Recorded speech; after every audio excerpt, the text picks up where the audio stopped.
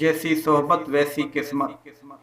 نفسیات کہتے ہیں کہ اگر آپ جمائی لیتے ہیں، جیسے انگریزی میں یوون کہتے ہیں، ویسے یہ نیند آنے کی نشانی بھی ہوتی ہے، تو آپ کی بہت قریب بیٹھا ہوا شخص جو آپ کے طرف متوجہ ہو، وہ بھی جمایا لینے لگے گا۔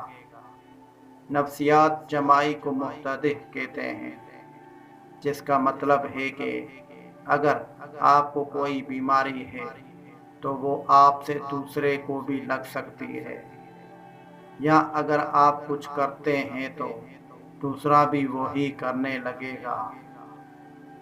ماہر نفسیات کہتے ہیں کہ یہ پتہ لگانا ہو کہ بھیڑ میں آپ کی طرف کون متوجہ ہے تو آپ جمائی لینے کی اداکاری کریں، یعنی جھوٹ موٹ کی جمائی لیں۔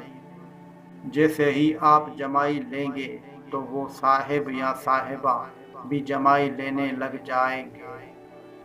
اس سے ایک بات واضح ہو جاتی ہے کہ جہاں آپ رہتے ہیں اور جن لوگوں کی طرف توجہ دیتے ہیں، آپ بھی وہی کچھ کرنے لگ جاتے ہیں جو اس ماحول میں دوسرے کر رہے ہوتے ہیں۔ ماحول کا اثر انسان پر مستقل رہتا ہے، حتیٰ کہ آپ کی عادت، آپ کی بیماری، آپ کی مشکلات بھی ان سے ملتی جلتی ہی ہوتی ہے۔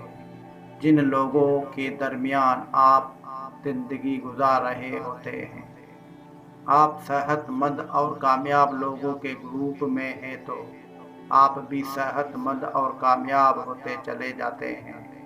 آپ کے دوست یار بیمار اور ناکام ہے تو آپ بھی ناکامی اور بیماری سے خود کو بچا نہیں سکتے۔ تو پھر ہمیں کیا کرنا چاہیے؟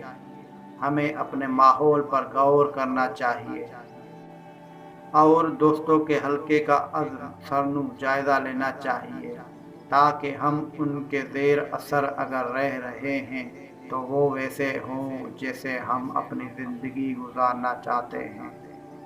اگر ہمیں ناکام رہنے یا بیمار رہنے میں کوئی برائی نظر نہیں آتی تو پھر کوئی بات نہیں، آپ جن لوگوں کے درمیان چاہے رہے۔